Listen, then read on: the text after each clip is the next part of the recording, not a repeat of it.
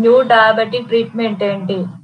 So, next thing ఏంటంటే, ఏం చేయాలి? ఎలాంటి ప్రివెన్షన్ మెథడ్స్ ఉంటే, ఎట్లా మనం డయాబెటిస్‌ని కంట్రోల్‌లో ఉంచుకోవాలనే దాని మీద ఈరోజు మనం డిస్కస్ చేద్దాం. మేడం, ఈ 4 న్యూ ట్రీట్మెంట్‌ని మనం ఎట్లా చేసుకోవచ్చు డయాబెటిక్ పేషెంట్స్ అన్న దాని మీద awareness madam. So, every year ఏంటంటే మనకున్న ట్రీట్మెంట్స్ ఆప్షన్స్ అనేవి న్యూగా వస్తున్నాయి. సో, మనం కూడా ట్రీట్మెంట్ ఆప్షన్స్ తగ్గట్టుగా ఏది బెటర్ అంటే ఇప్పుడుండే జనరేషన్‌కి, నెక్స్ట్ జనరేషన్‌కి ఏంటంటే బెటర్‌మెంట్ ఇంప్లిమెంటేషన్స్ చేసుకుంటూ వస్తాయి. అలాగే మన 2024 న్యూ ట్రీట్మెంట్‌లో ఏంటంటే కొత్తగా ఒక వస్తువుని అంటే బ్యాటరీ లైక్ ఒక మొబైల్ లైక్ ఒక ఎక్విప్‌మెంట్ అనేది కనిపెట్టారనమాట. సో, దాని అడ్వాంటేజెస్ ఏంటి? అండ్ ముందుగా ప్రీ డయాబెటిక్ పేషెంట్స్‌లో ఎలా తగ్గించుకోవాలి? అండ్ అట్లాగే లాంగ్ టర్మ్ డయాబెటిక్ యూజర్స్ మీద ఉన్న వాళ్ళకి ఎట్లాంటి రిస్క్ ఫ్యాక్టర్స్ ఇప్పుడు long term diabetes 10-25 years history ఉన్న డయాబెటిస్ పేషెంట్స్‌కి ఎట్లాంటి కాంప్లికేషన్స్ వచ్చే ఛాన్సెస్ ఉన్నాయి? వాటిని ఎలా మనం ప్రివెంట్ చేసుకోవాలన్న దాని మీద మనం డిస్కస్ చేస్తున్నామండి ఈరోజు. And second thing what is diabetes? So, diabetes అంటే ఏంటంటే, మీకు డయాబెటిస్ అనేది అందరికీ తెలిసిన వాస్తవం ఏంటంటే, షుగర్ లెవెల్‌లు ఉండాల్సిన స్థాయి కంటే మన బాడీలో ఎక్కువగా ఉండటం. అండ్ మెడికల్ టెర్మినాలజీ ప్రకారం ఏంటంటే, ఏదైతే ప్యాంక్రియాటైటిస్ ఇన్సులిన్ సెల్స్‌ని రిలీజ్ చేస్తుందో, ఆ ఇన్సులిన్ సెల్స్ అంటే ల్యాక్ ఆఫ్ ఇన్సులిన్ సెల్స్, ఆ ఇన్సులిన్ సరిగ్గా ప్రొడ్యూస్ అవ్వకపోవడం ఆర్ ఏదైతే మన బ్లడ్‌లో షుగర్ ఉందో, ఆ షుగర్‌ని ఇన్సులిన్ అనేది తగ్గించుకోవాలి. సో, అట్లా తగ్గించుకోలేని కండిషన్స్‌లో వచ్చే కండిషన్‌నే డయాబెటిస్ అంటారు. సో, ఈ డయాబెటిస్ అనేది ఏజ్‌ని బట్టి అండ్ వచ్చే టైమ్ ఆఫ్ పీరియడ్‌ని బట్టి లైక్ ఇప్పుడు చిన్నతనంలో వస్తే దాన్ని టైప్ 1 డయాబెటిస్ అంటారు. ఆఫ్టర్ 30 ఇయర్స్ తర్వాత వస్తే దాన్ని టైప్ 2 డయాబెటిస్ అంటారు. And gestational diabetes. సో, ఈ జెస్టేషనల్ డయాబెటిస్ అనేది ఎక్కువగా ప్రెగ్నెన్సీ టైమ్‌లో వస్తుంది. సో, ప్రెగ్నెన్సీ టైమ్‌లో వచ్చే డయాబెటిస్‌ని జెస్టేషనల్ డయాబెటిస్ అంటారు. సో, ఈ జెస్టేషనల్ డయాబెటిస్ ఈ మూడిటితో పాటు సమ్ జెనెటిక్ రేర్ డిజార్డర్స్ వల్ల వచ్చే డయాబెటిస్ కూడా ఉంటుంది. దాన్ని టైప్ 4 డయాబెటిస్ అంటారు. అది చాలా 1% ఆఫ్ పాపులేషన్ ఉంటదనమాట. మన వరల్డ్ మొత్తం తీసుకుంటే. సో, దాని గురించి ఎక్కడ ప్రస్తావించరు. పైన 3 కామన్‌గా వచ్చే డయాబెటిసెస్ అనమాట. సో, ఇక్కడ చూసారా టైప్స్ ఇచ్చాను. ఈ type 1 diabetes auto immune disorders వల్ల వస్తుంది. And type 2 diabetes risk factors ఏంటంటే ఎక్కువ age, family history, unhealthy diet and physical exercise లేకపోవటం దానివల్ల వచ్చేది type 2 diabetes. And gestational diabetes during pregnancy and rare DMOD అనేది జెనెటికల్ మ్యూటేషన్స్ వల్ల వస్తుంది. సో, ఈ 4 టైప్స్ ఆఫ్ డయాబెటిస్ ఇదనమాట. అండ్ మోస్ట్ ప్రాబబ్లీ ఏంటి కాజెస్? సో, ఈ డయాబెటిస్ అయితే వచ్చింది. అది ఎందువల్ల వచ్చిందన్న ఆవశ్యకత ఉంటే దాన్ని ఎట్లా తగ్గించుకోవాలన్న అవేర్‌నెస్ కూడా మనకుంటుందనమాట. సో, టైప్ 1 డయాబెటిస్ అనేది most probably immune system disorders వల్ల వస్తుందనమాట.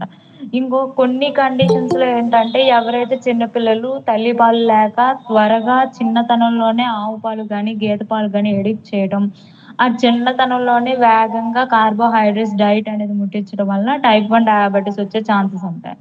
అండ్ ఎక్కువ ఏంటంటే ఆటో ఇమ్యూన్ డిజార్డర్స్ జెనెటికల్‌గా చాలా మంది ఆటో ఇమ్యూన్ డిజార్డర్స్‌ని ఇన్‌హెరిట్ అయ్యి ఉంటారు. వాళ్ళకి కూడా వచ్చే ఛాన్సెస్ ఉంటాయి. And type 2 diabetes. So, type 2 diabetes ఏంటంటే మనం తీసుకునే ఎక్సర్సైజ్ లేకపోవటం వల్ల కానీ, or unhealthy food or unhealthy diets తీసుకోవటం వల్ల కానీ, మోస్ట్ ప్రాబబ్లీ ఫ్యామిలీ హిస్టరీ ఉండడం వల్ల కానీ, హైపర్ టెన్షన్ బీపీ ఉండటం వల్ల కానీ వచ్చేది టైప్ 2 డయాబెటిస్. కొన్ని రేర్ కండిషన్స్‌లో కూడా టైప్ 2 డయాబెటిస్ వచ్చే ఛాన్సెస్ ఉందంటే అది కూడా ఏంటంటే కొన్ని మెడికేషన్స్ అనేవి కాజ్ చేస్తాయి. సో, లైక్ స్టెరాయిడ్స్ తీసుకున్న టైంలో చాలా మందికి స్టెరాయిడ్స్ ఇండ్యూస్డ్ డయాబెటిస్ కూడా వచ్చే ఛాన్సెస్ అనేవి ఉంటాయన్నమాట.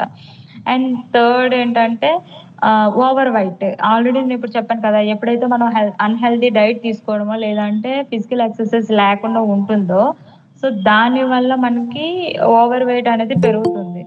సో, నెక్స్ట్ ఏంటంటే gestational diabetes. So, gestational diabetes means pregnancy టైమ్‌లో రిలీజ్ అయ్యే హార్మోన్స్ ఆ ఇన్సులిన్ సెల్‌ని అంటే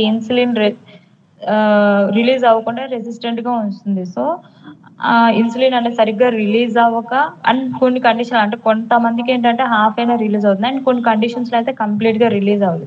సో, దాన్ని జెస్టేషనల్ డయాబెటిస్ అంటారు.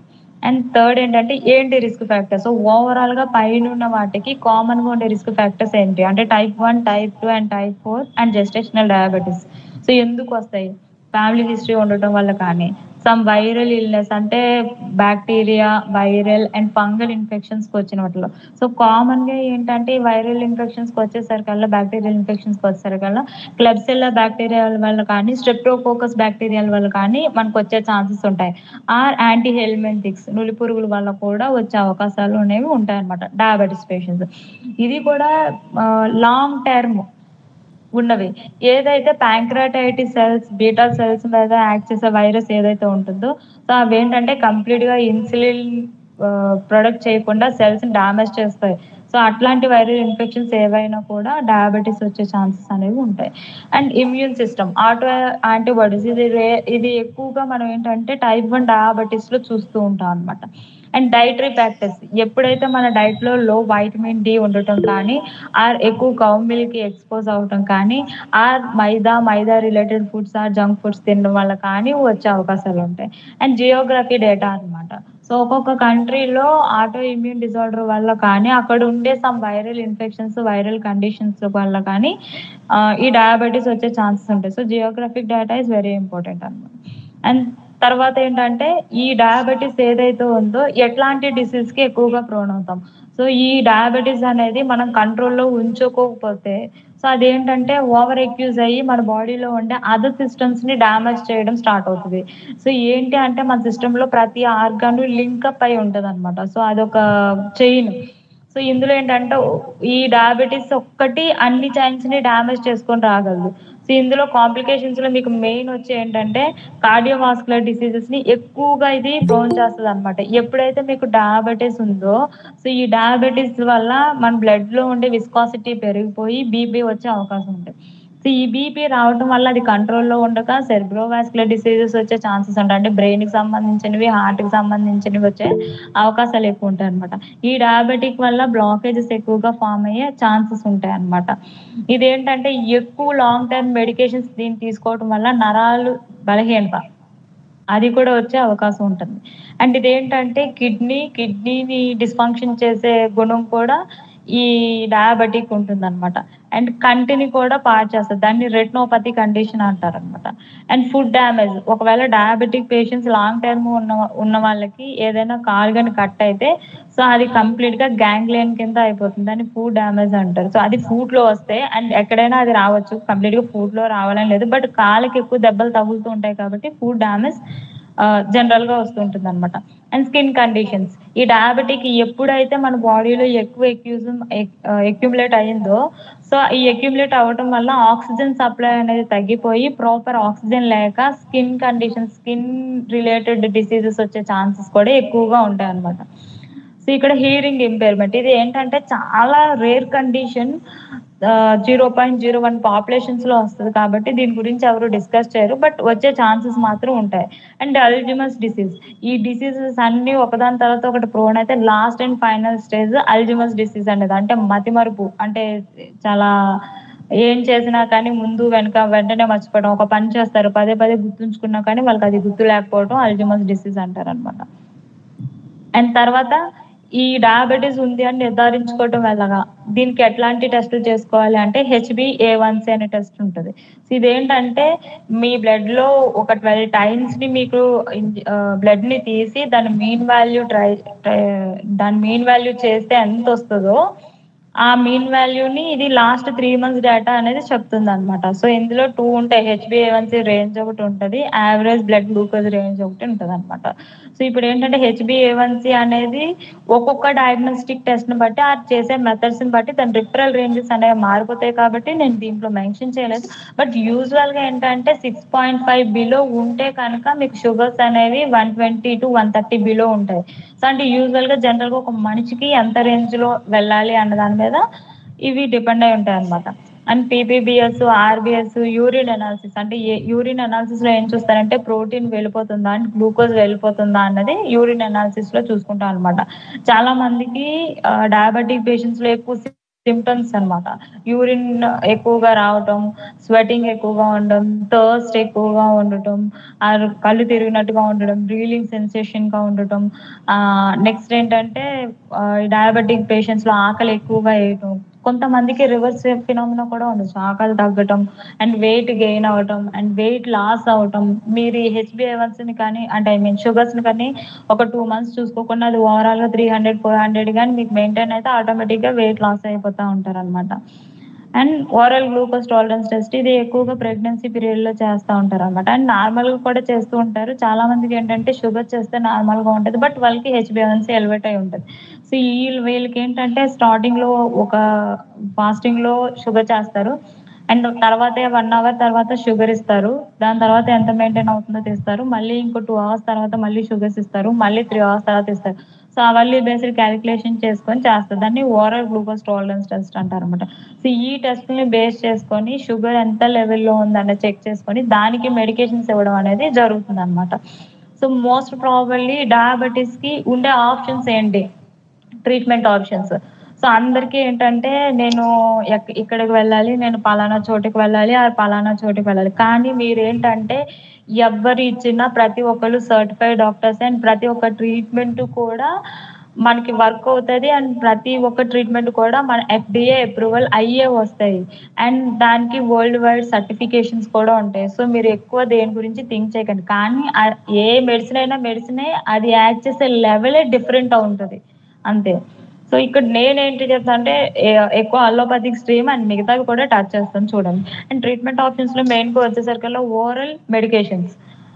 ఈ ఓరల్ మెడికేషన్స్ ఏంటంటే synthetic preparations or ayurvedic preparations and homeopathic medications. So, ఈ ఓరల్ మెడికేషన్స్ ఇచ్చేవేంటంటే ఏదైతే మనకి H B A one C and fasting blood sugars ఉన్నాయో వాటి రేంజ్‌ని బట్టి ఈ ఓరల్ మెడికేషన్స్ అనేవి ఇస్తారనమాట. And nutritional medications. ఈ ఓరల్ మెడికేషన్స్‌ని కంపల్సరీగా ఈ ఓరల్ మెడికేషన్ అండ్ రిమైనింగ్ ఏవైతే ఉన్నాయో సో, వీటన్నిటికి కూడా కంపల్సరీగా మెడికల్ ప్రాక్టీషనర్ కంపల్సరీ. ఏదైతే న్యూట్రిషనల్ మెడిసిన్ ఉందో దానికి నీడ్ లేదు. ఈ న్యూట్రిషనల్ మెడిసిన్ ఇందాక చెప్పాను కదా మీకు type 1, type 2 and gestational diabetes, rare diabetes. కానీ ఇక్కడ నేను మీకు చార్ట్ లాస్ట్ టైమ్ మీకు చూపించాను. ఒకసారి చూడండి.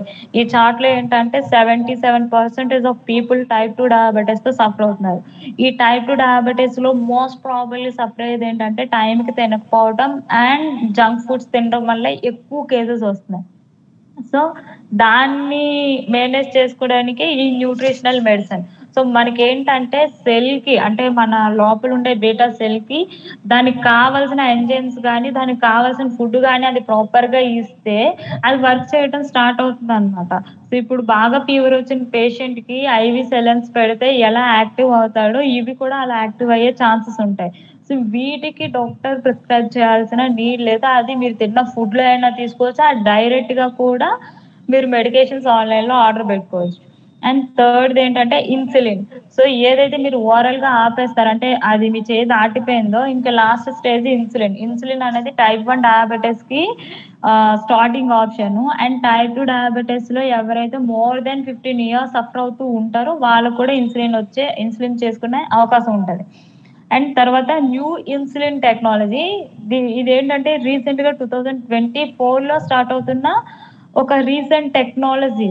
సో, దీనికేంటంటే ప్రతిసారి డయాబెటిక్ పేషెంట్స్‌కి ప్రిక్ చేసుకొని షుగర్ ఇంతుంది. సో, ఇంత టాబ్లెట్ అని మీరు మేనేజ్ చేసుకొని వేసుకోవాల్సిన అవసరం లేదు. డైరెక్ట్‌గా మీరు ఆ డివైస్‌ని మన బాడీకి అటాచ్ చేస్తే అది డైరెక్ట్‌గా ఒక డేటా అనేది అంటే లోపల ఉండే ఇన్సులిన్ కాలిక్యులేషన్ చేసి ఒక డేటా అనేది ఎవరైతే అటెండెంట్ ఫిజిషియన్ ఉన్నారో ఆ ఫిజిషియన్‌కి అలాగే మీ మొబైల్‌కి ఒక డేటా వస్తుంది. అండ్ ఎంత ఇన్సులిన్ ఇవ్వాలో కూడా అదే చూజ్ చేసుకొని అది డైరెక్ట్‌గా ఇచ్చేస్తుంది. అంటే ఏంటంటే మీ బాడీలో మీకు అసలు డయాబెటిస్ ఉందనే విషయం నీట్‌గా మర్చిపోవచ్చు. ఎందుకంటే మొత్తం ఆ డివైస్ కంట్రోల్ చేస్తుంది. And fourth transplantation. If in case అసలు కంప్లీట్‌గా ఆగిపోయింది. సో, మనం ఓరల్ మెడికేషన్, ఇన్సులిన్ అన్నీ అయిపోయినాయి. సో, ఇప్పుడు దాన్ని కంప్లీట్‌గా చేయాలి అనుకుంటే లాస్ట్ ఆప్షన్ కింద పాంక్reatitis ట్రాన్స్‌ప్లాంటేషన్ సర్జరీ అనేది చేస్తారు. అండ్ బెరియాట్రిక్ సర్జరీ యాక్చువల్‌గా ఇక్కడ మెన్షన్ చేయాల్సిన నీడ్ లేదు. కానీ మీకు ప్రీవియస్ టెస్ట్‌లో చెప్పినట్టు సో, ఎవరైతే ఓవర్ వెయిట్ ఉన్నారో సో, వాళ్ళకి లోపల ఫ్యాటీ యాసిడ్స్‌ననేవి తీసేసే అవకాశం ఉంటది కాబట్టి ఐ మీన్ తీసేయాలి కాబట్టి సో, బెరియాట్రిక్ పేషెంట్స్‌లో అంటే ఎక్కువ ఓవర్ వెయిట్ ఉన్న పేషెంట్స్‌లో డయాబెటిస్ వచ్చే ఛాన్సెస్ ఉంటది. So, after bariatric surgery diabetic మళ్ళీ రివర్స్ అయిపోవచ్చు. And other treatments. సో చాలా మంది ఆలోచించేది ఏంటంటే హోమియోపతిక్ అండ్ అలోపతిక్ ఈ 2 ఓరల్ మెడికేషన్స్‌కి వచ్చేస్తాయి.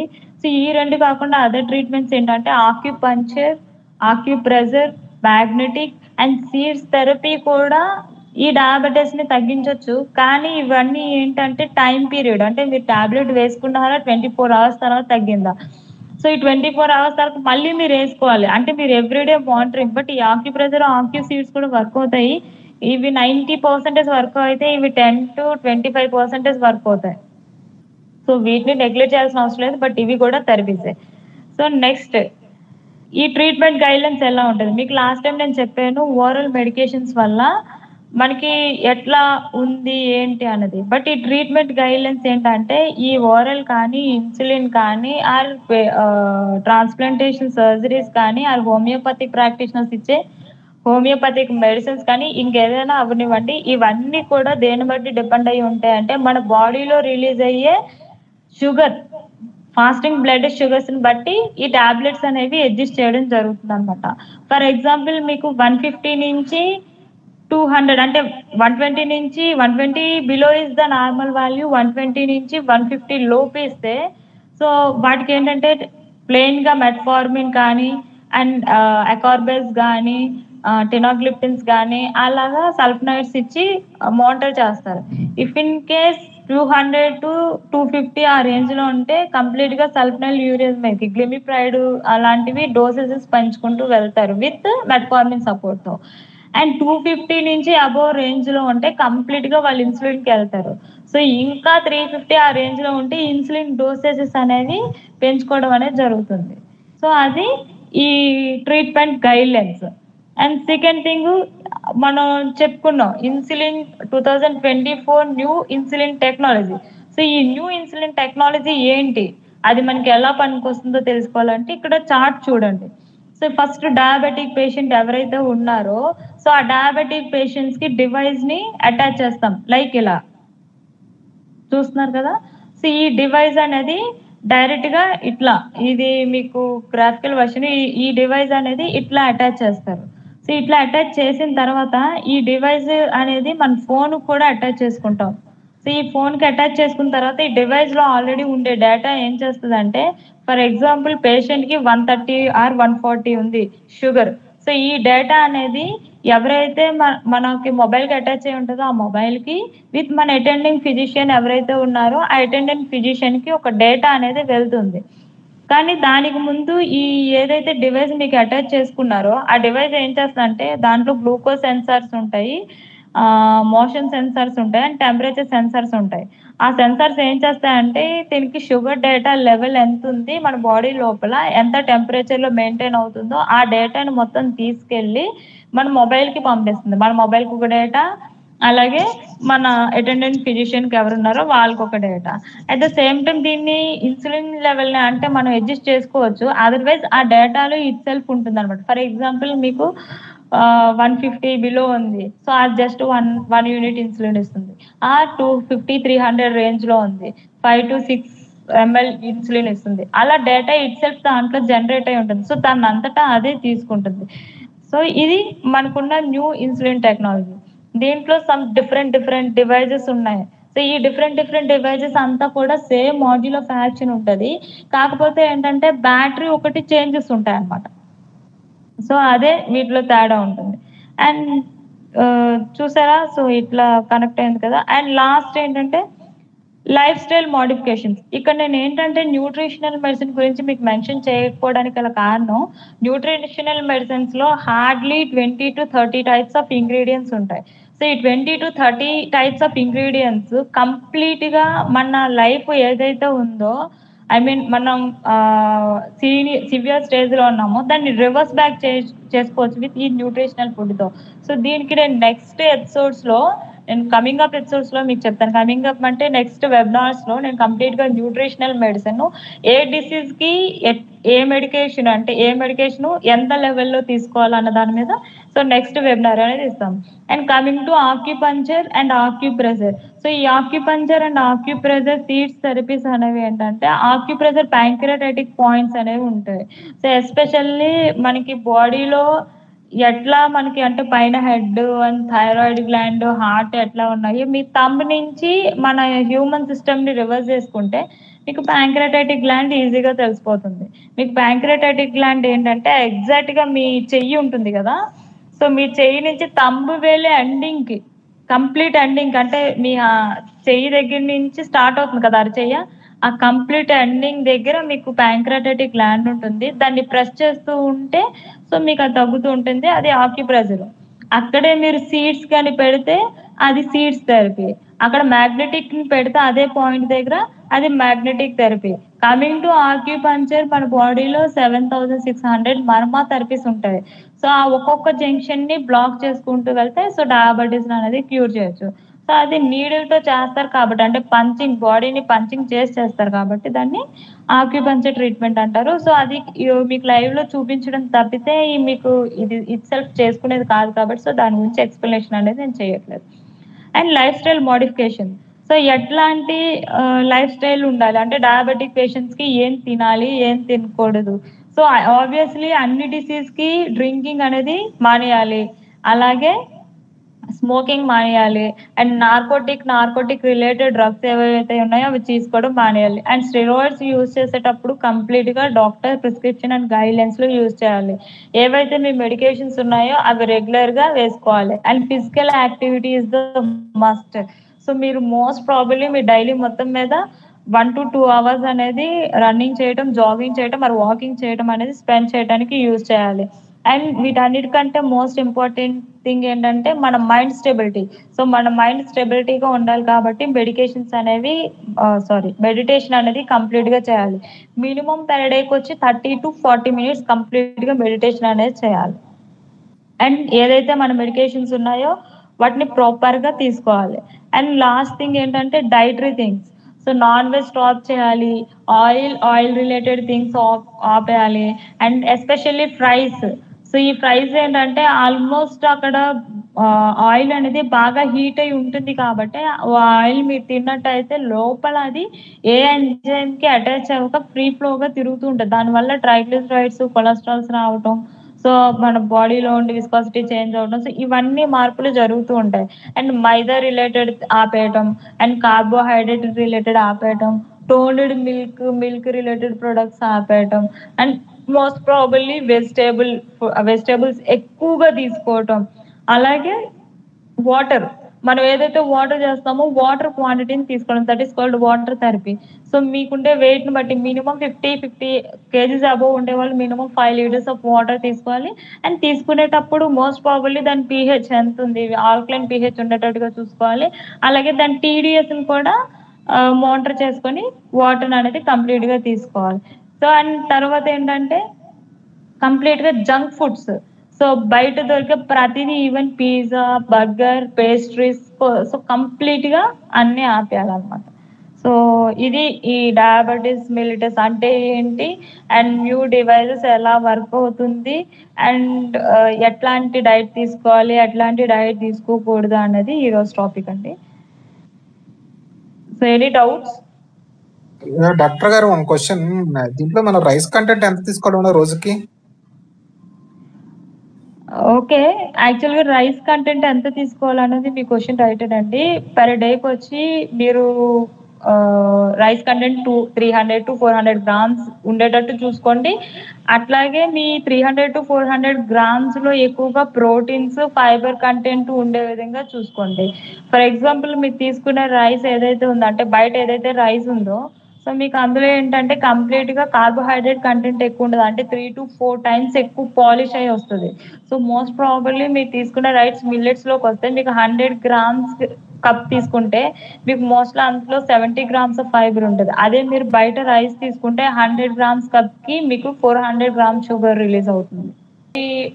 సో, ఈరోజు టాపిక్ ఇక్కడితో ఎండ్ అవుతుంది. అండ్ మీకేమైనా డౌట్స్ ఉంటే సో, ఇక్కడ ఆల్రెడీ మీకు వెబినార్‌లో నంబర్ ఇచ్చారు. దానికి మీరు కాంటాక్ట్ అవ్వచ్చు.